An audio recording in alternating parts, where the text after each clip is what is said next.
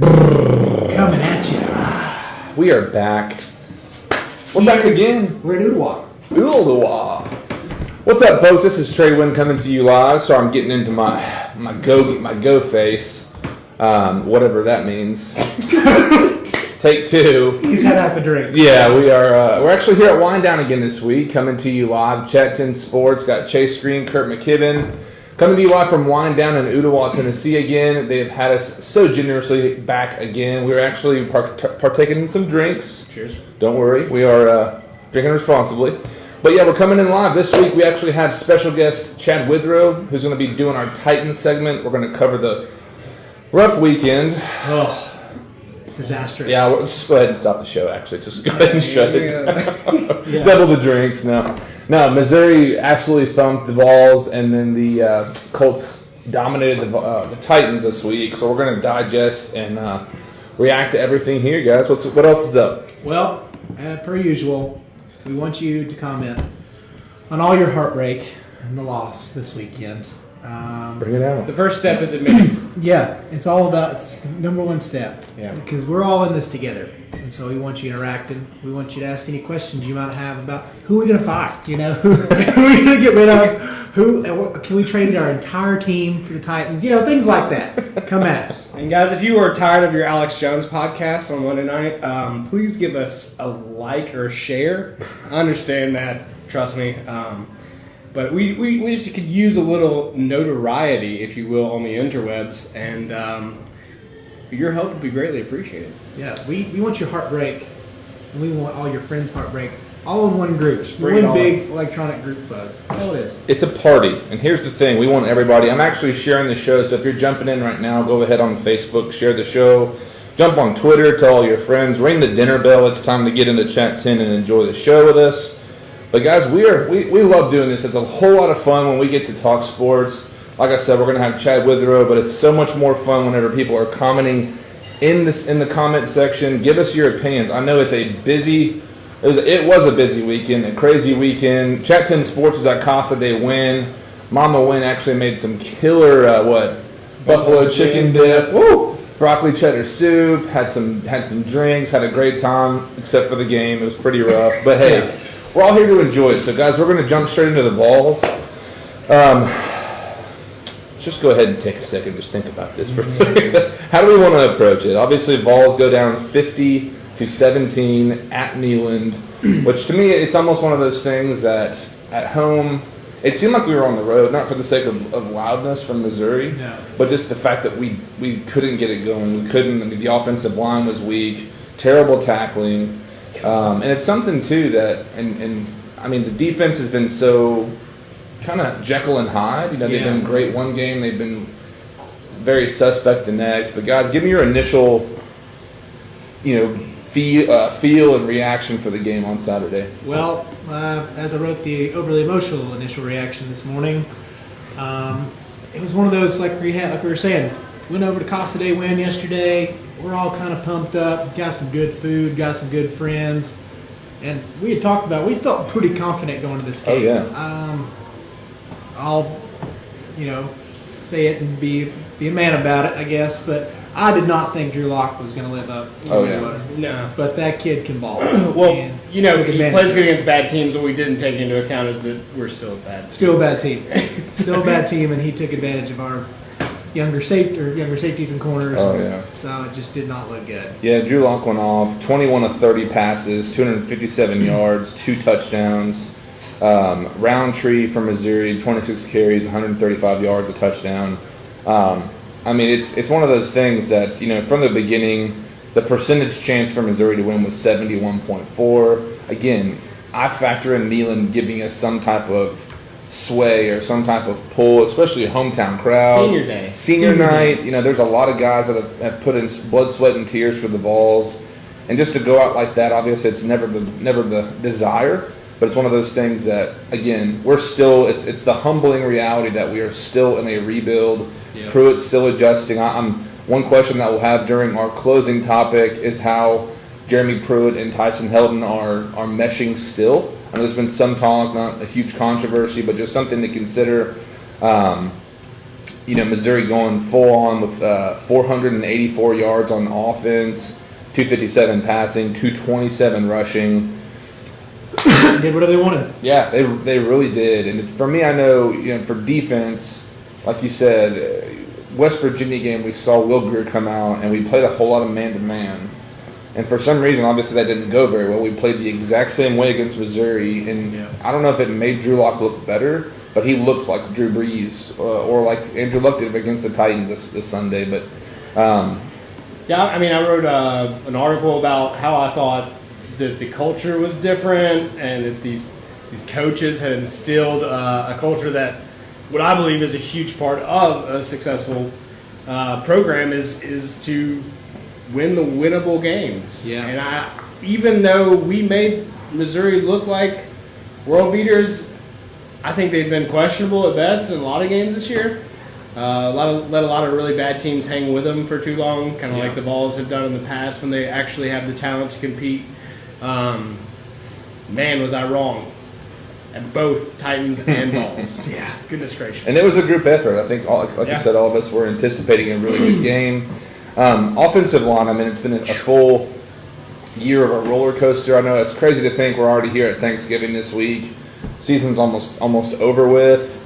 I'm trying to think of other things besides just the downright negative. This game was terrible, but It's hard not to be. Absolutely. But I know once Garantano, and even the debate for Garantano versus Killer Chris, I think that's basically settled. Yeah. Yeah, let's be real, because Garantano, which I didn't even know this, or I hadn't noticed it part of the game, so he's only threw 2 touchdowns this whole year. 2 interceptions. 2 interceptions. Yeah. And then Killer Chris goes out. And again, there's always a lot going on with those games as far as offensive line play, getting the blocking schemes down. But Chris, what's going on with that one? He just literally drilled the middle linebacker right between the numbers. I don't know if he couldn't see over his offensive line, but that guy was standing right there the whole time. It was rough. A lot going on. 7 for 19. The line was atrocious, though. I think if nothing else, we saw that JG got us, I guess, into games by getting rid of the football in a timely fashion, because Killer Chris isn't used to that. He's used to playing out west with those sissy defenses. I'll say it. Pac-12. I know all our Pac-12 listeners out there are really Our huge viewership. But I heard rumblings of why didn't we bring in JT Stroud? And it's like, do we really want to put him behind that line this year? Because me personally, if I have somebody I think is the future as far as especially the quarterback position, I'm not putting him anywhere near the offensive line this year. No, anything relating to our future, let's just hold back. Let's get this year over with. Yeah, and I'm thinking, one positive, Ty Chandler did have a pretty good game, 82 yards rushing, 2 touchdowns. I'm trying to think, even special teams was kind of iffy. I know even penalties. I know Missouri had 10 penalties, 79 yards. 6 for 59 for the Vols, and of course we had 3 turnovers. They had 1. But this is one key statistic I always check out to see what really happened. It kind of tells more of the story of the game than just the statistics. And the time of possession was 37 minutes for Missouri and 22 minutes for the Vols, which I know we talked about with the Titans. If they've had over 30 minutes, usually I think they were 5-1. But for the Vols, I don't know if it's something. For Pruitt, he kind of stopped the Vols, and this has been getting some headlines, is that he stopped the Vols mid-Vol walk and said, look, guys, these fans have shown up prior to the game, obviously the tailgate, but they're doing it for you guys, so come out and play hard. And I don't know what happened. They just didn't come out. No, Missouri came in as the number 1 3-and-out team, thanks to old Dooley himself. Oh, yeah. And then he just proved us wrong this week. And, it's like you said, man, it just felt like there was going to be some heart going into this game. Yeah. And you just never saw that. Maybe through the first couple, maybe. But then I really saw, and it's hard not to. Let's be realistic. When you're down so much, it's getting late. It's over. It's hard to keep your heart, but there was a lot of giving up towards the end, and it just wasn't pretty. Yeah, it reminded me of the Dooley era, the Butch Jones era in that regard, because I feel like even when we've been down in games earlier this season, there still seemed to be a fire to them. And this time, I don't know what it was that made them just kind of roll over like they did all last year. Because that's one thing I've been bragging about that is a culture thing. To just throw up your hands when you're getting your tail kicked. But Yeah. this Jekyll and Hyde. Like I said, it made me more mad that we go out and beat a 11th ranked Kentucky team or a 5th ranked or whatever Auburn team, because I know that same group of people are capable of getting just trounced at home on senior night to a Missouri team that I'm still not convinced is that great. I mean, better than us, Obviously, but nothing, like you said, nothing to be overly excited about. Rocks my world. And the worst part is, Drew Lock had 2 guys drop wide open touchdowns. Oh, yeah. There were two times we got true. burnt, and I don't know if those led to scores, I can't remember, but I do know that they had 2 drop touchdowns, and what could have been for another 4-touchdown game. So, Sure. Yeah, Steven Snyder comes in and says, can't believe the Tennessee versus Vanderbilt game will be the winner, take a bowl bid. I know Tennessee's obviously through the rebuild has been very much humbled. Where a big win now is over Kentucky, and here we are at the last game of the season, which our very own Chase Green will be at the game this weekend. I'll be in Nashville. Maybe I'll scalp a ticket or something. field passes, press passes, no. One day. That's our hope and dream. Hey, but we're going to move on to talking about Vanderbilt here in a second. But while we've got you, we've got a few viewers coming in. Do us a favor, share the show. We're going to be here for about an hour, maybe an hour and 15, try and cap it and keep it a little bit shorter than usual. But talking the Vols, recapping an ugly win. There's not a whole lot of positive to talk about, especially I'm thinking with Jeremy Pruitt. I'm impressed with the guy still for the sake of his ability to go through the gauntlet, one of the harder schedules in the SEC, especially with what you're working with. 6-6 is not that bad. I mean, at the beginning of the year, 6-6 is a win. That's a good thing. Yeah. That's And I think, like Tennessee Titans fan, like Tennessee Vols fans, there's such a sway of the expectations and the overall desire and what we can do and what we should do. It's like, guys, we're still at square one of this rebuild, and I've got the recruiting class pulled up here because there were actually a lot of recruits in attendance at this game, from what I understand. I know Chad Withrow retweeted earlier this week as far as the Vols themselves going to turn some heads. He retweeted somebody else that wasn't him actually saying it, but talking about how don't be surprised if Pruitt really pulls in a pretty good haul for the early signing period, which I'm still getting used to as far as it's right around the corner that we're literally going to be done with the season and then recruiting starts up. And Jason Elmore brings in, a big week for Vol basketball, which Chase and both these guys will be contributing with on chat10sports.com. So keep a lookout, guys. We're going to be putting out content. Once football's over, we're not going to just stop. This will be a year-round thing, and at times we might have to crawl across the finish line to get a couple of things to talk about. But obviously this is almost like a water cooler, so jump in and share your opinions. What are you thinking? But, guys, let's jump in here for Vandy. It's like Steven said, it's go big or go home. You win or you go home. What's the expectation? What's the hope? What's all the above, the good and the bad and the ugly? I mean, I think anytime you play Vandy, you expect to win if you're Tennessee. Yeah. I don't think you even have to watch the season. That's just kind of a big brother, little brother thing. But this is a Vandy team that had Florida on the ropes late. Mm-hmm. They've held their ground against a lot better teams. I mean, talent-wise, I don't see a huge separation between us this year. No. They've had our number 2 years in a row. So. Yeah, clearly record-wise, we're right there in the same boat. I hope we win. I think we win. But I don't know that I have a good reason. Yeah, with the implications, if you go to Nashville, if you've ever been to a Vandy Tennessee game in Nashville, it's usually 60-40 Vols. It's just the way it is. Yeah. It could be different this year. Sometimes people try to sway things in their direction. You can always work ticket scalping, things like that. But I don't know. I think we're going to have to really come out and make it Neyland 2.0. It's an interesting thing because I know the line today I think was 3.5 in favor of Vanderbilt. My brother actually just confirmed that for me. Thank you, sir. But looking at ESPN's kind of breakdown of the game, the matchup predictors 61.3% in favor of Vanderbilt. They're coming out total yards average per game is 391. Total yards allowed is 436. Where the Vols for yards allowed are at 369. So hopefully that's one feather in their cap. You see Shermer's stats there. That's 20 touchdowns, 6 interceptions, 2,500 yards. He actually, I think, as of this week, broke Jay Cutler's record for most touchdown passes Wow. for Vanderbilt, Which which says something. He lit us on fire last year too. he So sure did. we're Vaughn, 976 yards. Hopefully, if we hold him to 25 yards, keep him under 1,000 for the season. Going to be a tall task. But then again, I know Garantano, he's been said to be day-to-day. Yeah. It's just same thing. Titans and Vols, you don't know what you're going to get every single week. Yeah. We talked about it while we were watching the game at our house, but it's something that it's a joke and it can be an intriguing talking point, but you really don't know what to anticipate, especially after 2 wins.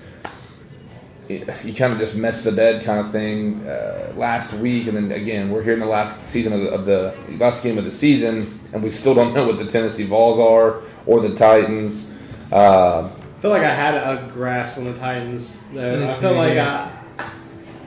like they were starting to get an identity, and they may still. We'll talk about that in a minute, but. Is Matt asking about the Preds yet? No. Hey, I will let you know. This morning I woke up and I said, what a rough week, and I'm going to throw on my Preds shirt. So I might have to. We will delve into some more basketball and hockey once sure. the football season wraps up. I think, obviously next week, last week, the regular season in college, and it'll be bowling time. Yep. And, Yeah, we and may or may not have anything to talk about with the Vols. Yeah, That I think we might talk some. We got some big basketball games coming up too. So it's one of those like when you're playing. What's Barnes' alma mater, something win, I don't remember. Yeah. Some crazy teams like you've never even heard of. So Yeah. Right, but Football's pretty good this year, though. Yeah. that will be a huge talking point. I'm not typically a huge basketball fan. Obviously, these guys love it, but I will. Scout's honor. I'll be watching the games. We promised him hockey too. So we have a little give and take here, but yeah, and 8 o'clock, 2 nights Eastern Standard, the Preds take on the Lightning, which is a big game actually. So keep an eye out for that. And there's a couple injuries with the Predators, but it's hard to talk about the Preds when they're just straight up winning. Yeah. Winning cures all, and it, again, makes for terrible talking. Makes for terrible talking, but yeah, looking at Vanderbilt, I want to get a gauge for our viewers and for you guys as well, and post up on the comment section if you will. Give me on a scale from 1 to 10, what's your confidence level going into the Vanderbilt game? Is there a negative? Is there a negative? I'm just playing. I'm not confident in it, but I feel like this is Pruitt's legacy on this game. Like if he can turn what he was handed legacy this season, this is what it rides on, in my opinion, because he's almost made them a bowl team, and at the beginning of the season, I think all of us would agree that that's about as good as you could hope for. Yeah. Not a whole lot to work with. No. Like he says, he needs 21 more guys. I think he needs about 41. But we'll agree to disagree, Pruitt. Ooh, what do you think, Chase? Scale 1 to 10. Man, 3 on the Vols. Thanks, Gavin. Man, I hate to say it, I might be with him. Like I don't know. 3? I'm actually gonna give. I'm gonna give him all. I'm not gonna do that. He's gonna give his all. I'm not gonna be. I'm not your all for Tennessee right I'm now. not gonna be a negative all. I can't do that. I'm starting out hot this week with I'm personally this morning. I was like, we're not gonna win. We got no chance. Yeah. But I'm gonna be positive. It's Thanksgiving week. We're thankful. I'm gonna say a 7. Okay. A solid 7. You just jumped 4 straight points. I know, because I was 8 o'clock this morning, Chase, to 7 o'clock. Gotcha. So I'm gonna be better. We're gonna win. My boy Caleb Bagwell jumped in 4 without JG and 6 with him. I'm right in that same lineup. Because here's my thing: as deep as our backfield is, when JG's on, and the only thing I'm concerned about, I know Callaway did have an injury. Which he's been put in the no-contact jersey for the week through practice. It's so hard to say, but I'm going to throw it right in there with Bagwell, just saying 6 with JG. I believe in JG. I know last week, in case you didn't join us last week and you're jumping in here, we did have Trey Wallace on, talking some Vols and talking some of the future. It's something that I think Jarrett Garantano has been a good guy for this part of the transition for the program. And obviously, I'm sure Pruitt will go out there and recruit some stud, maybe 2 as a little brother. He'll finally give us the commitment. But it's something for me. I think Garantano, this year, if you had told me that these are his statistics, here's how he played, here's how he led, I would have laughed at you. And I thought, he's been one of the more impressive stories for me for this year. Yeah. I still want to see. I mean, I know Tyson Helton has been good at times, kind of inconsistent, but I still want to see more Dominic Wood Anderson. I've been saying it the whole year. Yeah. I'm such a tight end guy, and the Titans do it well, and everyone in the NFL has their go-to tight end guy. But it's something for me. I want to see more Dominic Wood Anderson, more Eli Wolf. But again, the offensive line is the big question mark. How do they scheme? And for Vanderbilt, I know they have their own, running attack. And one stat I did here, which we're going to put this one out there. Let me see here. When the Vols play a team with a balanced offensive attack, meaning a good running game and a good passing game, they've been beat. And guess who has won? Yeah. Vanderbilt. I mean, they've got a great passer. They've got a great backfield as far as Shermer, what Vaughn bring. So it's going to be a real test. I know it might not be the most popular game nationally, but this one, you go to a bowl if you win. And locally, I mean, I'll be in Nashville this weekend for the holiday, but it's something that it's going to be a big one around here. Yeah. So we'll see what happens, but a couple comments coming in. Steven Snyder next week, that kid from Memphis that is a commit to Michigan, was in Knoxville Saturday. That is a huge story happening right now. The Memphis boy from Lausanne. Yeah. Total stud. I mean, he's been on my radar because my dad actually refs TWSLA football in the West Tennessee area, and last year actually he did a Lausanne game and just was like, Kurt, this kid's unbelievable as far as lateral quickness, in and out of cuts. He said it's unlike anything he's ever seen, and my dad's been watching high school football for, I don't know. Who knows? Since Jesus was at UTK? Since Jesus was at UTK. Jesus enrolled into UTK. But no, it'd be huge. I mean, if Pruitt really wants to make a name for himself, he has to start winning Tennessee. He has to start in the recruiting grounds. Yeah. Because it's, Nashville is a pretty good hotbed for talent, college talent nowadays. Yeah, for sure. And it's a respect thing. I think when you saw Cade Mays and people like that go to Georgia last year, or you see all your in-state 5 stars going elsewhere. Not even considering the University of Tennessee. Yeah, it hurts. But I mean, I think for a lot of those guys, if I pull up 24/7 Sports, to see what they're going to bring in with Wayne Morris and some of these other guys. I know they have the crystal ball predictor. There's a lot of guys that have Tennessee in a warm category. But like you said, I think what I love about Pruitt, and whenever he first came into the podium for his opening presser as UT's head coach, he believes in the brand of Tennessee and that power T and restoring that. And like we said, when I was in high school in Middle Tennessee, there was a slim pickings at best for top talent. Yeah. Here and now, I mean, I know, look at Mookie Betts, look at Jalen Ramsey. There's a ton of guys in a lot of sports that are going big. And I would absolutely love to see Pruitt own this at Tennessee and make it our thing. But it's one of those things that only time will tell. I know. Yeah. So, got a few minutes here before we're going to have Chad come on here with us. But any other last thoughts for Vanderbilt? I know we're probably going to stretch this for a few minutes, but it's something I know. For me, I think, like I was saying, Pruitt's impressed me to go through the year that we've had. We're here at 5, or what are we going for 6-6 to get a bowl. I'm impressed by the fact that we're not where we want to be, obviously, as far as winning. No. But I think I don't think the Vols have ever given up. Yeah, but I think he's setting a good precedent as far as how he's handling himself post-game interviews, pre-game interviews. Of if you're going to come to Tennessee, roll off the recruiting thing. If you're going to come to Tennessee, this is what I'm going to give you. Right. He's not going to change. Probably sells them. Mm-hmm. He loves. Let's look back at the Alabama game. Even still, some of our guys roll in. They make a good tackle. They're getting up, hooting, hollering. You didn't see that. You don't see that out of these great teams. The Bama's I hate to give them any credit, but that's the standard. That is the gold standard. So let me ask you guys this: does this Vanderbilt game, win or lose, does it change how you've been impressed or unsatisfied with Pruitt? Absolutely. Go on. Okay, let's start with just numbers. 6-6 looks better than 5-7. Yeah.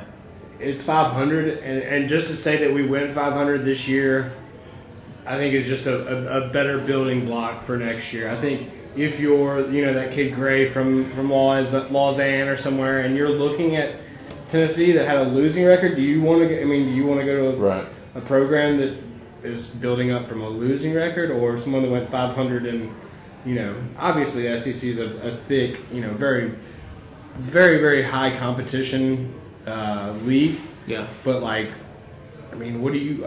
To me, you gotta beat Vandy. I'm sorry. Yeah. This isn't the world beater Vandy's. There has been Vandy teams in the past that I would have been okay with losing to, but this isn't one of them. I don't know though. And Ricky Bettle comes in and saying Vandy will win. I know we've thrown our confidence and our scale from 1 to 10s out, but it's one of those things you just don't know what you're going to get. Yeah, and it's so hard. And as a Vols fan, to watch week to week, and it's been a roller coaster. And I'm almost at the point where it's like, man, I'm glad that this year's over with. Let's get through some recruiting. Let's look forward. And then there's always next year. It's always that kind of cliche, but yeah. I'm kind of like, guys, as a fan, I'm going to tap out here and see what the future holds for us, I don't know, man. It's one of those that any extra media you can get on television, whether, it's going to be the Liberty Bowl or Paso Bowl. And extra practices, too. Extra practices, getting these guys extra reps. Yeah. Yeah, that's a great point. And so for these guys, I think any extra game time, we got a lot of young guys, too, that need these reps. We have starting corners that are freshmen. Let's get them some competition they've not seen and they won't see maybe ever again. Yeah. So I think those extra little reps and that extra exposure, man, we need that. We need that on the trail. One more big game, and a lot of the bowls we'll be in will be a Thursday night when a kid's bored and he's like, oh. Yeah, I didn't know Tennessee did that. Yeah. I'm trying to look up here. I know Gavin Jones asked the question, if the Vols get into a bowl, who might they play? Like you said, there's the Liberty Bowl, there's the Belk Bowl, Music City Bowl might be one. Let me see what the... When was the last time we played the Music City Bowl? It was Nebraska. Music City Bowl, was a while ago. But KnoxvilleNews.com, I'm going to pull this up because honestly I did not know, but Sports Illustrated says we're not going to have a bowl, we're not going. SB Nation predicts us to be in the Belk Bowl against Georgia Tech, which... That's always interesting to see. I would love to see Pruitt up against the option offense. CBS says no. Liberty Bowl's potential against Texas Tech. And then Music City Bowl against NC State, which Vandy, my brother and my buddy Bagwell actually saw the Music City Bowl against Vandy and NC State. But, yeah, time will tell. Last couple comments here. It'll help the Liberty Bowl bid. Oklahoma State or a Big 12 school. Yeah, it'll be an intriguing, obviously, week. This Thanksgiving break, it'll be something to see what the Vols can do for Vandy, but also kind of what it means to get a bid. Yeah. We'll see, but we're getting to that point in time. We're going to give Chad Withrow a call. Let me see where we're going here. Before we do that, guys, if you're in the Chattanooga area, we're currently at Wind Down in Ottawa. At Cambridge Square, they have incredible drinks. They've got killer high-gravity beers, handcrafted cocktails, delicious lunch and dinner menus through the week, happy hour specials, and an awesome Sunday brunch. So if you ever come through, if you're not local here, make Wind Down in Ottawa stop. Check them out at winddownbar.com. Find them on Facebook and plan your visit today. Guys, if you are in the area, you got your in-laws coming in this weekend, you're looking for a Wednesday night dinner or a Friday dinner, they're staying the whole weekend and you don't know what to do with them, Wind Down. Cambridge Square is awesome. Great dinner, great atmosphere, and make sure to make the visit here. But while I get Chad pulled up here. Their heat works as well. Their heat does work. He does work. We're back in their private venue that they're, and on the other side of this door here, we actually have we were surprised to see it last week. It was a little bit of a slower night for them, but tonight it's booming. Yeah, it was like 35 degrees and spitting rain last week. Yeah, that's terrible. But we're going to chalk that one up to the weather. Taking a step in the right direction, but let me get Chad on here real quick. And for everybody who does not know Chad Withrow, I might jump in here like we did Trey last week, but yeah, we'll be talking Titans with Chad. Chad's 104.5 in Nashville, That's right? correct.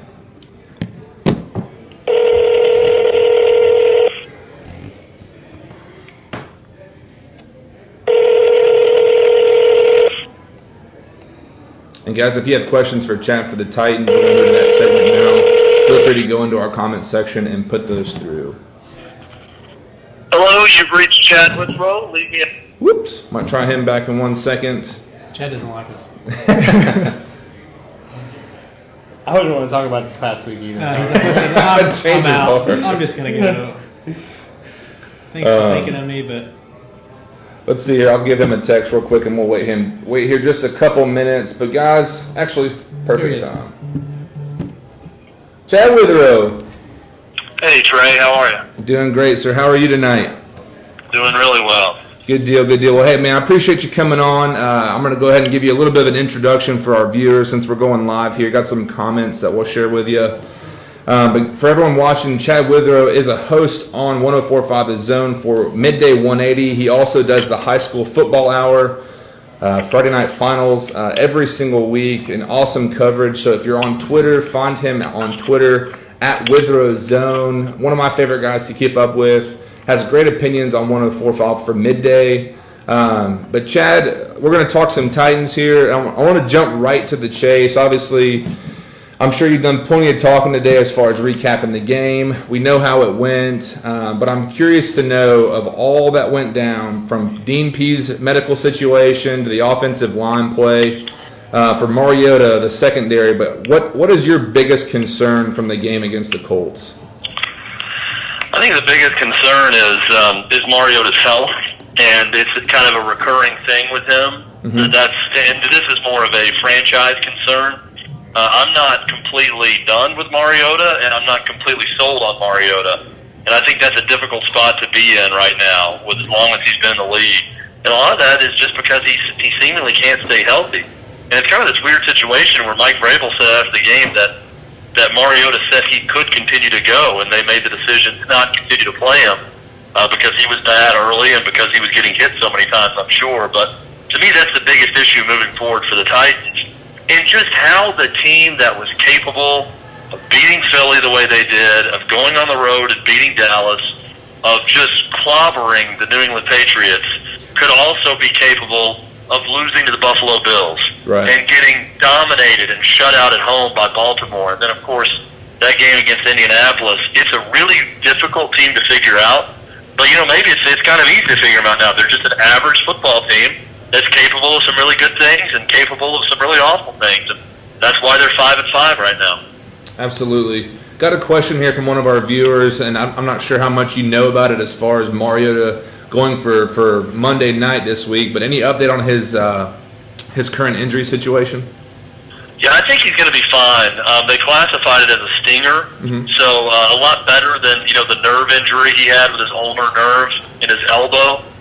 So I think that's encouraging news. I think he'll be good to go for Monday Night Football because a stinger typically dissipates pretty quickly. So he should be fine. And like I said, Mike Vrabel told the media that according to Mariota, he could have gone the rest of the game yesterday, and they decided to sit him out with that injury. So I'm sure he'll be fine for Monday Night Football. I'm curious too. I've got Kurt McKibben and Chase here, and we've debated on our show from in times past, like most Titans fans, as far as if Mariota's going to get an extension. But what was your reaction to hearing that Vrabel basically pulled the plug when Mariota could have gone in light of his reputation of being somewhat injury prone or injury prone for a fact? It shows me that, and this is something you see with Marcus Mariota a lot of times, you can tell pretty early in games if he's with it or not. Yep. Yeah. And I think that the coaching staff is now seeing that. In the bad games that he's had, he's been bad from the beginning. Now, he was bad to start the New England game and then was great. The whole Titans offense was bad to start the Dallas game, and then they really turned it on in that one. But outside of that, for the most part, you can tell pretty early on if he's got it going in a game. Right. And so maybe that's Mike Vrabel and the coaches just saying, look, he clearly doesn't have it today. Now he's hurt. He's been hit a number of times. I think Indianapolis had 5 sacks, and 4 of them were on Mariota. So I think they just made the calculated decision to say, we're not going to risk this guy anymore, and he's not really helping us either. So that's certainly not an encouraging sign of what Mike Vrabel and Matt LaFleur think about Marcus Mariota. Right. But when you watch Blaine Gabbert, it's clear Mariota is the only option really to win games consistently for this Titans team. So he's definitely the best option they have. For sure. Yeah. Hey, Chad, it's Chase, buddy. I want to see, talking about that, like in light of seeing what Andrew Luck did yesterday, what do you think and how do they handle Marcus in the future, contract-wise? Do you think they'll go a little bit Gabbert style and maybe do the 2 to 3 year thing, or? Well, they've got him next year, and then they can franchise him. And I think this is going to be. Look, and I asked this question today on the show, and both my co-hosts said, "Oh, there's a way they can make the decision this year." And I asked the question: are you really going to know in these last 6 games? Can Marcus Mariota do anything where you're certain one way or the other on him? And I mean that to say that they either make the decision he's not the guy moving forward, or that he is the guy moving forward. And both my co-hosts said, "Oh, absolutely. If they go 5-1 down the stretch and he's great, and they go to the playoffs, then he's the guy. He's going to get a big contract extension." Yeah. Which may be the case, but I find that hard to believe that that's going to happen first and foremost with this team. But I also find it hard to believe that we're going to come up with any definite conclusions on Mariota by the end of the season. I would still want to see one more year. I mean, he's going to be a Titan next year. Mm-hmm. He's going to be the starting quarterback next year. Yeah. Maybe they draft a quarterback in the 2nd or 3rd round as a backup option, someone to develop. But I believe Mariota is going to be the guy again next year. And then when you get to that season, that's going to be another proving ground. And I'm going to go back to the first question, or the first answer I gave you guys. I want to see him stay healthy. Yeah. To me, that's imperative right now for Mariota. I want to see the guy stay healthy for not even the 16 games out of the season. Miss 1 game over the course of a year. Right. Miss a half. If something like that would be so big for him, and it's not his fault. It's just he's a player that every time he gets hit, you're nervous that he's not going to get back up. Every single time, and every Titans fan feels that every time he takes a hit. Yeah, the Mr. Glass effect. Yep, absolutely. And Chad, I'm curious, since you're kind of on the fence, I mean, do you consider what he's kind of endured as far as coaching staffs, and even this year, I mean, the offensive line, inconsistent play, and being great one week, and Pro Football Focus gives them raving reviews, and then this week they were atrocious. I mean, how much of that outside and non-Mariota aspects of our game, as the Titans game, I should say, really affects your opinion? You know, it does. I mean, that's not been something that's worked to his advantage. But he's figured out this offense. Mm-hmm. I mean, for the last 2 weeks, they've been great on offense. To me, it's not an issue of not knowing the offense at this point. I mean, you're 10 games into the season. They started clicking on offense, and then you have this major reversal of everything against Indianapolis. And I know Mariota didn't play the whole game, but he was bad. The offensive line was bad. The receivers were bad. I mean, no one played well in that game. So that's what's concerning to me is that seemingly every time he takes 2 steps forward, then he takes 3 steps back. And then I wouldn't be shocked if the Titans come out and beat Houston on Monday Night Football, and he plays well. Sure. And then, you know, the people are saying, oh, the Giants and the Jets coming up. Well, there's no given left on the schedule. I mean, I look at the Giants and the Jets exactly the way I looked at the Patriots, or the way I look at Houston this week. Games you think are going to be really difficult could be easy wins. Games you think should be easy are anything but with this Titans team. And that's the frustrating part, is if you look at where this roster should be right now in the progression under John Robinson, there should be some more certainties with this team of what to expect week to week than what we've seen. Right. Do you attribute the any of this to the Colts? I mean, I know they've rattled off 4 straight.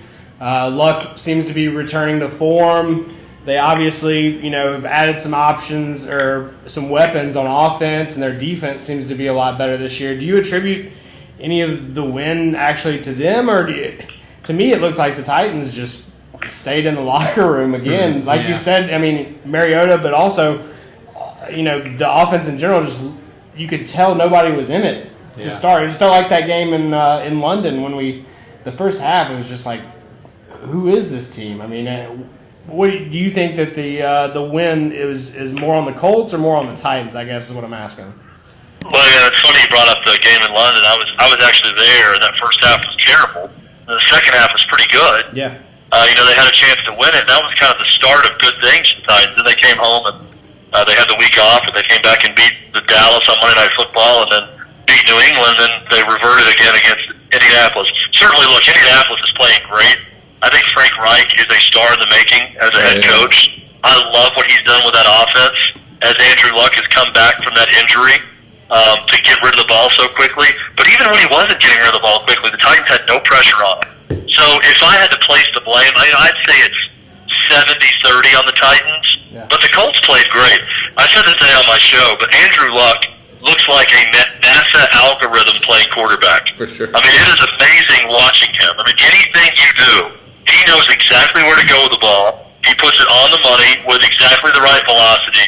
I mean, it's like playing against a pitching machine. The guy is so robotic. It really is incredible watching him when he's going to work. He was a surgeon yesterday against the Titans, and that's kind of the frustrating part, too. I love Marcus Mariota. He's a great guy. He's great for this organization. He's great in the community.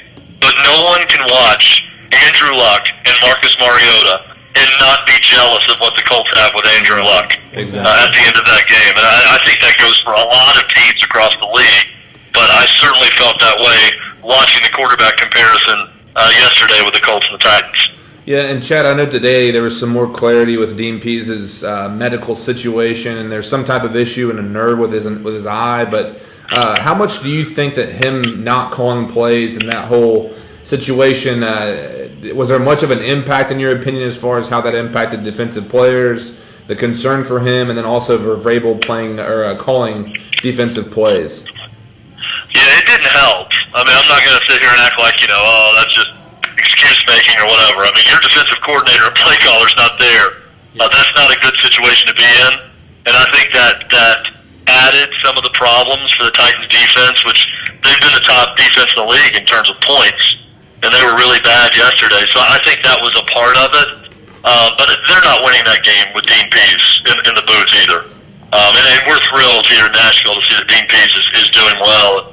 Kind of looks like a scare that he's going to be able to come back from. For sure. But, I mean, yeah, I think it impacted the game for sure.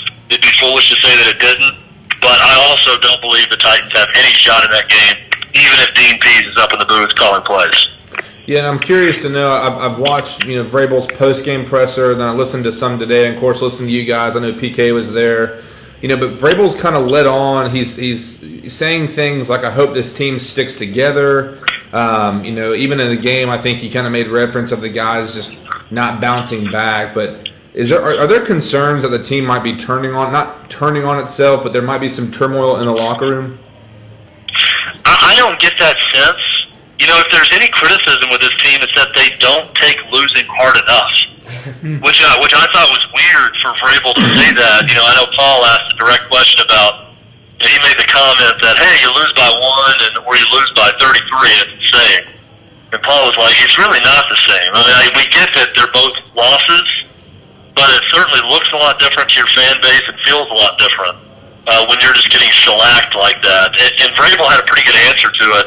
And he said, well, that was the message to the team was, look, we lost by 1, to Buffalo, and we lost by 30 or 28 today, and it doesn't really make a difference. Well, I get that in the grand scheme of things. He's right. But this doesn't seem like a team to me that needs that pep talk. Right. They do a really good job of just moving on to the next week. Whenever they lose, I think some of the frustration of the fans is get angry, be more upset, be more disappointed about the losses because they really have an easy time being really excited after wins. And then once they lose, it's just simply, hey, we're on to the next week. That was terrible out there today. We were bad. Everything was bad, and now we're ready to move on to the next week, which is probably the right mindset to have. If you're the Titans, you can't sit there and dwell on it. But yeah, I thought that was a little bit strange on Vrabel's part. But no, to answer your question, I don't think they're falling apart or turning on anyone or the coach at all. For sure, Jacksonville's been basically a bomb that's gone off in their locker room. But I'm loving the Titans. Like you said, they might not lose well or take it as serious, but I feel like we've never seen them attack each other or fall apart mid-game. But Kurt's got a question here for you as far as looking forward to the next 6 games. What are your expectations, Chad? You're a little closer to the team. You spend a lot of time, obviously, watching them. You've seen them kind of grow into a good competitive team this year. What do you expect as far as record-wise from here on out? I expect 3-3. Wow. I mean, I know that's kind of a cop-out, but the way this team is played, they're 5-5 right now, And I think there's going to be some surprises there. I'm going to go ahead and go on record. I think they go to Houston and win. Yeah. I think they end the 7-game win streak of the Texans. That's the way this team has played all year.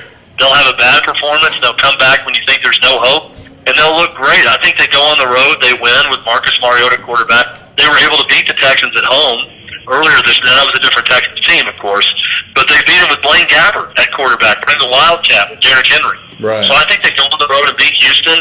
I think they're going to lose to either the Giants or the Jets, a team they shouldn't. I mean, I think this is a very average team that's going to go 8-8, maybe 9-7, and they're going to be a game or two out of the playoffs. I've seen enough now to know enough that this team, if anything, is just terribly inconsistent. Yeah. So that's what I expect the rest of the way. I think we're going to see moments of brilliance, and I think we're going to see probably another blowout mixed in their loss, and a game that they shouldn't lose that they will. I mean, this is off topic, but since you brought up Derrick Henry, have you been encouraged by his play this year? I mean, I know we haven't seen as much as I would like to see from him as far as carries, but does he not seem to be getting a little bit better? I know a lot of Titans fans are pretty hard on him being the former Heisman Trophy winner, and I think we maybe just put that weight on him unnecessarily. What do you think as far as his performance this year? I don't think he's been good. I mean, I don't know if there's any way to look at that pick right now and think that it was a good one in the second round where they got him. They had so many needs in that draft. I mean, guys, you look at that second round right now for John Robinson that year. Kevin Dodd is out of the league right now, maybe on a practice squad somewhere. I'm not sure what he's doing, but they had to essentially cut him. But Derrick Henry, they just can't find a role for him. You know, he's kind of lost in this offense. Austin Johnson has been okay, but pretty disappointing. I mean, that's the biggest hit right now on John Robinson's resume, that entire second round with 3 picks in that round. That's been a big problem for this Titans team. You know, it's interesting with Derrick Henry. He's a great athlete. There's no denying that. This, to me, though, is the danger of Alabama running backs at times.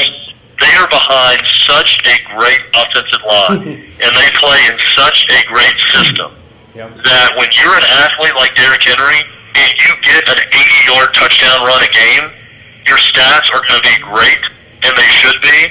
But when you're running through a gaping hole and your whole strength is straightaway speed and you gallop and you can outrun everyone at that size, I think that doesn't lend itself well to the NFL because no one runs through gaping holes in the NFL consistently like you do at Alabama at times. So that's sort of the issue with Derrick Henry. Not to say there's not other good backs from Alabama in the league or that no Alabama running back can succeed, but that was always kind of the issue that I had with him was he can't really get small. Yeah. You know, he doesn't play his size. He's not a guy comfortable running over people, but he also can never get small and make someone miss. If someone gets back in the backfield, he's rarely making that guy miss. He can't really move laterally that well, and because of that, this isn't the offense for him. I'm not sure what the offense is for Derrick Henry. He could be a compliment to someone on some team, but it certainly seems like the Titans can't figure out what to do with him. See, I thought that was part of the thinking for John Robinson with the Shanahan, Gruden kind of melting pot that LaFleur brings for the zone scheme to be a fit for Henry. But I know PK's talked about it, and on 104.5 you guys have talked about this a bit. But when Henry makes contact, his legs stop and he falls over, and usually it's a 2 to 3 yard gain, or if maybe he falls forward, it's a 2 to 3 yard gain. But Deion Lewis runs harder. I mean, he runs stronger than Derrick. I think that would surprise some people because you just see a guy who's 6'4", 245 pounds and think, oh, he's the power back. Right. Deion Lewis is better in short yardage at times than Derrick Henry. Now, I know he got stuffed yesterday. I would almost prefer a Mariota sneak, in those situations if you need a yard or less to get than even going backwards and handing it off. But that's just not his style. I mean, Deion Lewis is more of that guy, and he's half Henry's size. Yeah, and Lewis looks better between the tackles, too. It seems like Henry, for being as large as he is, he wants to bounce things out even when he doesn't necessarily need to. Yeah. So it's been frustrating, man. And we've seen 95% of any 3rd and 1 or 4th and 1, it's been Deion Lewis in the backfield. Shows a lot of doesn't show a lot of trust. Well, and that's look, I think that's because the coaches see them every day. Yeah. And they know that Deion Lewis runs a little harder. Derrick Henry's like, we all grew up with the guy who had you played basketball with him. He had amazing size. He was really strong. And you always wanted him to go post up. and all he wanted to do was shoot threes. To me, that's Derrick Henry. Like, it's the guy that is clearly a post that needs to keep his butt in the blocks and go box out, get offensive rebounds, or you throw it to him in the post, and instead he's outside dribbling between his legs and chucking up threes. Hey, it's And we all know that, guys. I mean, that's Derrick Henry. He's a small forward. He is a small forward in a center's body. And that's been the big disconnect with him. And there's a lot of guys like that. That's just what he prefers. Absolutely. Well, Chad, we're going to move to our final segment here, and if you're good to stick around, man, we'd love to have you, but we call it Agree or Disagree, and for viewers watching, basically we're throwing out a hot take that we've thought of or we've seen online, and we're going to actually discuss and debate about that. But first and foremost... Yeah, I'll stick around. I'm good to stick around. Awesome. And what we'll do, Chad, we'll throw this out, and then we'll let you go, and then we'll give our take, and maybe if a couple of viewers have a take as well, we'll let you know. But agree or disagree... Dennis Kelly is better than Jack Conklin and should be starting at right tackle. Agreed. And I also think that they need to move Jack Conklin inside. I think it's time to go ahead and experiment with that. The interior line is the biggest problem right now for the Titans, but I think that can be helped by Jack Conklin. I believe it was Greg Cosell on our show from NFL Films who actually said that he thought Conklin could be a good guard in the league. So, yeah, I think Dennis Kelly's been better. And I think you could strengthen the entire offensive line by bringing in Kelly and bumping Conklin inside. So do you take out Spain or do you take out Klein? I would probably, Josh, I know that Quentin Spain, I always look at Pro Football Focus, I think he graded out like a 41, which is just incredibly bad. He's also playing with an injured ankle. He probably shouldn't have been out there, honestly. I think with Spain's injured ankle, you probably bump Spain out, but Josh Klein hasn't been much better. Right. So I think Spain, when healthy, is probably better. I mean, it's a tough call. I'd say Spain based off this last game, but overall this season, I'd probably bump Josh Klein out. Yeah, I'll agree with that also. Just looking at the games, like the way Conklin's played, and you saw it quite a few times yesterday, just gets whipped out there, man. You can see a huge difference. I know you texted me yesterday, Trey. I mean, him not having an offseason made a monster difference. Yeah. Yeah. What do you think, Kurt? Yeah, and I think, just in general, Dennis Kelly's, just been better this season. Spain's bad about dumb penalties. I think a lot of our false starts, if I'm not mistaken, are Quentin Spain specials. I think I didn't even think about moving him in for Conklin for a guard. I think you got to try just about anything at this point after seeing last week. So. Yeah, and I agree with the take. It's something for me. I think I don't know how much it really plays into the idea that they have to play Klein because they paid him or the draft capital that Conklin was. It's just something for me. I think what's more important, winning games or keeping a guy in there you're paying to start basically. But moving on to our next one, Chad. Here we go. We're going to move to some Vols. This weekend, agree or disagree, the Vols will lose to Vanderbilt and will not be in a bowl. Boy, it's early in the week. In my opinion, it's probably going to change 3 or 4 times going to the game. Yep. I'm going to disagree. Right now, tonight, I think Tennessee wins. And I'll say this much. You look at Vandy's wins this year, and they're not that impressive. They've had some impressive losses. Yeah. Going to Missouri, they should have won. That was coaching malpractice with clock management, the reason they didn't win. Yep. Against Missouri, they should have beat Notre Dame, who's going to be in the college football playoff on the road. They've had impressive losses, but in conference, they beat Arkansas, who's far and away the worst team in the SEC. Yep. And they really should have lost to Ole Miss. I mean, they were very good in the red zone and held Ole Miss to a bunch of field goals, but they got tore up by Ole Miss offensively, and they got the benefit of a very controversial call in overtime that should have been a touchdown catch to go to a second overtime. And Tennessee has always bounced back from clunkers really well. Yeah. That's one thing that Jeremy Pruitt's done well. The moment, kind of like the Titans, the moment you think, boy, this team really can't bounce back, look at the Auburn performance coming shortly off of Florida. Exactly. They find something and play well in the next game. I think Tennessee's going to be ready. I think Jeremy Pruitt's going to have a good game plan. I think Tennessee finds a way to get it done. Now, that opinion may change before Saturday, but right now I think Tennessee wins. Yeah, I'll disagree there too. Just mainly because I don't want to be a Negavol. I really think that I want them to prove me wrong. Because at the beginning of the year, I thought 5-7. Honestly, we could go 4-8. That's what I thought initially. but they proved me wrong, and I just want this season to be a success. Lived in Nashville for 2 years. I have a very disdain heart towards Vanderbilt fans now, so I just want them to know the heartbreak that they've put on us the last 2 years. That's mainly it. Yeah, I think Vols win. And like I said, I have no good reason because they're just as unpredictable as the Titans. So it just depends on what team walks out of that locker room. Yeah, for me and Chad, I forget who came on this morning for the zone. I was listening, or excuse me, on midday, but saying that when Tennessee plays a complete offense, they get beat, and they've got a great running game, they've got a good passing game with Shermer. So I'm gonna agree with the hot take saying that they're gonna lose and they won't be in a bowl. Now I know there's also talk, and you might correct me if I'm wrong, Chad, but there's some potential that some 5 and 7 teams make some bowls. Great. Yeah, I've got to look at that. I think there's I want to say there's 20 games featuring 5 and 6 teams, and 3 or 4 of them are 5 and 6 versus 5 and 6, which Vandy and Tennessee is one of them. And so yeah, there is a scenario where there may be 2, 3, 4 slots for 5 and 7 teams, and I think Tennessee's APR is pretty good. So if they lost and that were the case, then yeah, there's an outside chance that would happen. And I am with Jeremy Pruitt, by the way. If you're Tennessee, you absolutely accept the bowl bid at 5 and 7 if that happens, to get those extra practices, to bring recruits up while they're practicing. There is no shame in that game. If you're Tennessee, you go ahead and accept that bid at 5 and 7 if that happens.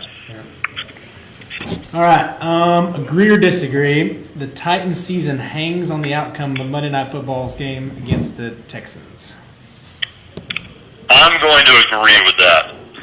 I think this is enormous. I mean, you look at it right now, Texans are 2 games ahead. The Colts are tied with the Titans, but hold the tiebreaker with the 1 game that they just won yesterday. I think that this is it. This game will decide if they're going to be competitive in this division and for a wild card, or if they're going to battle it out with Jacksonville for last place in the division. I think it's that big. So I'm going to agree. I think the season is on the line on Monday night. What do you think, Chase? Man, I'm going to disagree, and the only reason I say that is just the fact that being in Houston, I think we play them close. I think we need to play them close at least, but I don't think it's all of it because we do have 2 New York games, which I think are both very winnable, and we should win, even though it's a little weird up in New York in December. It could be freezing cold, but still think we could get, the Texans could be our only loss the rest of the season. What do you think, Kibby? Man. Once again, I wouldn't bet, my leftovers on it, but for something tells me that the Titans, like Chad said, is just they win the games against teams that are supposed to beat them. Maybe it's they relish the underdog role that much. Maybe. But does the season hang on this victory or defeat? No, I think they could lose this game and still win. They would have to win the rest of their division games, but yeah, obviously. Yeah. For me, I agree for the sake of the division. I don't think the wild card's really even a possibility with as competitive and as crowded as it's getting. Chargers, Ravens, Dolphins. I mean, everyone that we've lost to seems to find their way there. I think it does hang on the outcome of the season, or the outcome of the game is determining of the season. I think if we win against the Texans, I think we could win out. And that last game against the Colts be the big Christmas, game of to make all of our hearts pound right between the Christmas holiday and the New Year. So yeah, that's my take with it. I'm gonna kind of pull, let's see here, a fast one and change one of what we had something different about Derrick Henry. But since we've talked about Derrick Henry, Chad, I want to get your take on this. Agree or disagree? John Robinson needs to call about Le'Veon Bell. Oh man, that's a great question. So I'm going to agree that he needs to call about Le'Veon Bell, and this is my stance on most of these things. You have to fill these situations out. If Khalil Mack is on the market, I don't care what the price is. You need to look into it. I'm not saying he needs to pull the trigger on this because I would have big time reservations about giving this guy huge money for the fear that he'll just be done playing at that point. But he is a special, special talent. there are maybe 2 or 3 guys in the league like him. LaShawn McCoy, when he was on his A game. Gurley, certainly like that. I think Le'Veon Bell. They are difference makers at running back, and there's not a ton of those guys in the league. Yeah.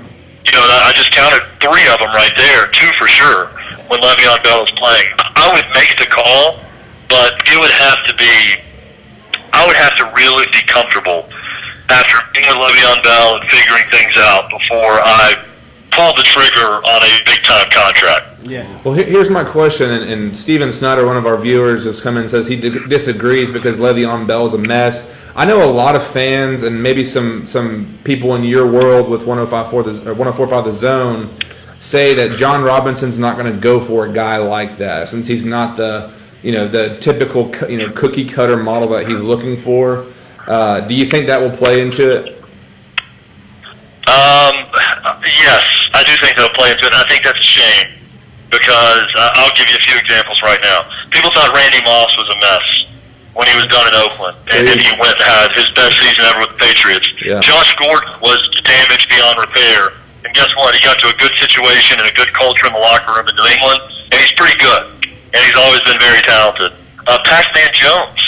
Pac-Man Jones was a one-man crime wave in Nashville, and I thought his career was over when he was done with the Titans, and he's gone on and had a nice, long career and done really well. So I think it's foolish just to blanket a guy and say, oh, well, he's done this, so he's off our list. You really need to look into it personally because Le'Veon Bell, I'm sure, can still play. Yeah. It's just the question of where is his head and his heart at this point. Yeah, and it's rare that someone that age, as a running back, you constantly look at age because there's only a finite number of hits someone can take as a professional running back, but to have someone that successful and that young be due for a long-term contract, I think everybody needs to look into that. I don't care if you already have a solidified running back, much less if you're like the Titans and you lack identity in a backfield. Yeah. Chase, what do you think? I don't know, man. I'll disagree with the take. It's just one of those things where I agree. Like, I think Le'Veon he and Gurley, and, like you said, there's a couple other guys that are just unbelievable. I mean, I would even put Kamara up there with just the versatility.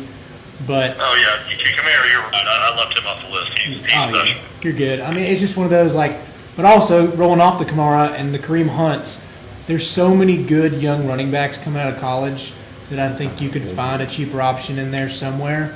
It just seems like there's always, look at Saquon this year and Kareem Hunt last year and Ezekiel. I mean, I know it's hard to get those guys, but there's just a lot coming out of the young talent that I don't know what you would have to give up for Le'Veon is worth it. I agree absolutely outright. I think, like we've talked about, for a guy like Derrick Henry who can't shift his weight and move, I'm thinking, a guy who, I don't know how great, Pittsburgh's line is outright, but obviously James Conner's found his way to have some success there. But I think for this offensive line to find some blocks, to find a guy like Le'Veon Bell that can be as patient as he is whenever he runs, I think you at least make the call. I think he's worth the money. And Chad, like you said, if Mac is on the market, don't really care what the price is because obviously Chicago is doing pretty good with their what they gave up to the Raiders. So who knows? It's just one of those things. I would love to see, obviously a home run signing, but to dismiss someone like you said, Chad, for it to be, we're not going to go get him because he's not our type of guy is just absolutely foolish. But it's kind of like the guy that just wants to see what the price is. He's not even in the market. Yeah. I feel like you have to know, to put your head down at night, you have to know what it would have cost your organization to bring a talent like that in. You don't necessarily have to, hand over the key to the city, so to speak, and give up all your draft picks and what little young talent you have, but you need to know what that's worth. Right. Yeah. Well, Chad, man, we appreciate you coming on. I was going to ask you, what's going on with you? I know high school football is probably kicking up with the playoffs, and then also tell our viewers where they can find you. Yeah, so obviously you guys mentioned I host the Midday 180 every day, 10 a.m. to Central Time, 104.5 The Zone. You can listen to it on the app as well. TNHighschoolfootball.com, I own that. Cover high school football across the state. We got some cool stories dropping. Right now it's kind of coaching change season, so we've got a lot of stories up about coaches who have been fired or resigned at different places in high school football. I'll be on the television broadcast of 3 state championship games. The 4A state championship game Thursday at 3 p.m.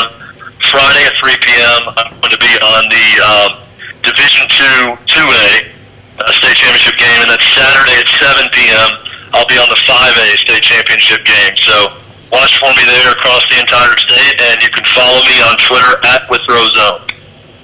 All right, Chad. Well, again, we appreciate it. Hope you and your family have a great Thanksgiving holiday, and hopefully we'll catch up with you in the future. Thanks, buddy. Thank you. Anytime, guys. This was fun, and you guys have a great Thanksgiving as well. Thanks. Thank you, man. Thanks, sir. Bye-bye. Well, fellas, Another one of the books. we got another one of the books, and for the love, we've kind of cut it down to an hour and 5 so we can get home. But yeah, again, Chad Withrow and 104.5 The Zone. If you're not listening to them, obviously in Chattanooga, they're not here, but the iHeartRadio app, they've got their own app for 104.5 The Zone. Fantastic listen. But it's good to make some friends in the Titans world for sure. But any last thoughts for the Titans going forward? Figure it out. Yeah. Live long, prosper, and Godspeed. Yeah, please, just something from the offensive line to show that they're still the same Unit, yeah. collective, group of men that have owned people in the Yeah. recent past. It's just, I really want to see. I know we keep going back to lines because we've had such shaky play from the Vols and the Titans, but I know that they're still really Oh, yeah. good. Also wind down. Thank you so much, Absolutely. man, for hosting us yet again. Pretty good crowd out there tonight. What is it? Half price wine? Yeah, night? half price on wine. It's on Monday night, so I'm not sure. I was listening to Chad for a second. I was noticing the volume was kind of kicking up a bit. So if you got some of that, that's good for them. But yeah, if you're in the area, if you're passing through for the holiday, and you're in Chattanooga and you want to stop through, find winedownbar.com. They got a great menu. The options on their site. I know my wife loves to go online, find the menu before, but check them out. Find them on Facebook and give them a like. But guys, thank you to all of our viewers for the comments. Do us a favor, like our page, share our page with your friends, and we've actually got some giveaways in the works potentially. So I know it's getting close to Christmas. So hopefully we can help you guys out there. Get creative. But another one of the books, guys. Man, Tighten up, go Vols. See y'all next Tuesday.